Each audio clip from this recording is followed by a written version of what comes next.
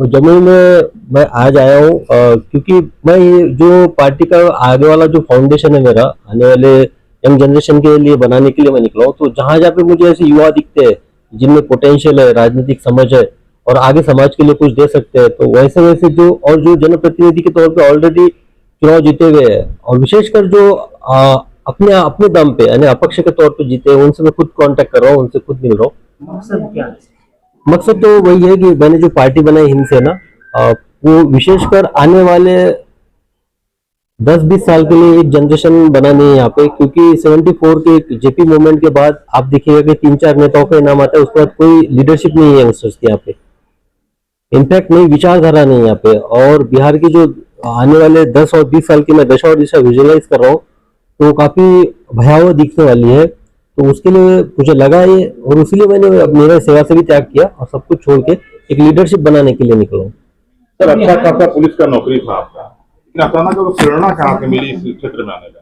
तो सीधी प्लांटे एक police department में एक अलग पहचान माना जाता था, आखिर आपने फिर इस्तीफा क्यों दिया? फिर राजनीति में आने का क्या कारण सर? ऐसा क्या लगा आपको कि राजनीति में आना चाहिए? नहीं, सबसे पहली बात तो ये है कि इस धरती ने मुझे बहुत दिया है, विशेषकर बिहार की धरती ने मुझे बहुत दिया है, उसका एक कर्ज है। क्योंकि मेरी जो पहचान है आज, आप जैसे बोल रहे शूदी प्लांडे के तौर पे एक पहचान है करके, वो आप ही लोगों ने दी, आप लोगों के प्यार ने दिए।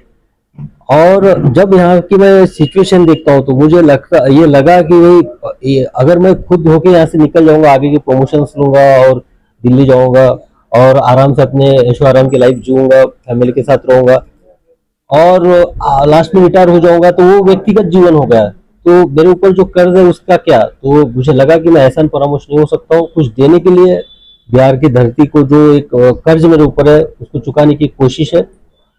और दूसरी बात है कि मुझे यहाँ पे युवाओं को देखना है। आप शायद आपको ये पता है कि कम से कम यहाँ पे 60 लाख युवा है जो अपनी डिग्री लेके बैठे हुए, और आप विदाउट डिग्री और जिनके पास डिग्री नहीं है और सब मिला जुला के आप देखिएगा 1 करोड़ युवा आपको दिखेंगे जो आज बेरोजगारी के कगार पे है। तो युवाओं को क्या, अगर आप एक बोला जाता है कि भाई 5 लाख सरकारी नौकरियां खाली है, तो 5 लाख नौकरी अगर भर भी देते हैं, जो डिग्रीधारी है उनके 55 लाख बच ही जाते हैं। 55 लाख युवाओं का क्या, अगर वो डिग्रीधारी भी छोड़ देते, जनरल ऑफ एम्प्लॉयमेंट की बात करते तो उन्हें 95 लाख यंग युवाओं का बेरोजगारी का क्या।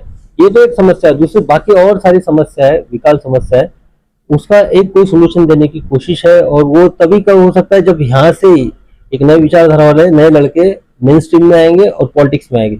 और पॉलिटिक्स इसलिए क्योंकि we accepted the parliamentary democracy, हमने संसदीय लोकशाही को प्रणाली को हमने एक्सेप्ट किया है, हमने स्वीकारा है, संविधान ने हमको दिया है। तो उसमें जो पॉलिसी मेकिंग होती है वो एग्जीक्यूटिव में होती है, मंत्री लोग ही पॉलिसी बनाते हैं, और जो हम ब्यूरोक्रेसी थे वो तो हम तो उसको इम्प्लीमेंट करने वाले होते।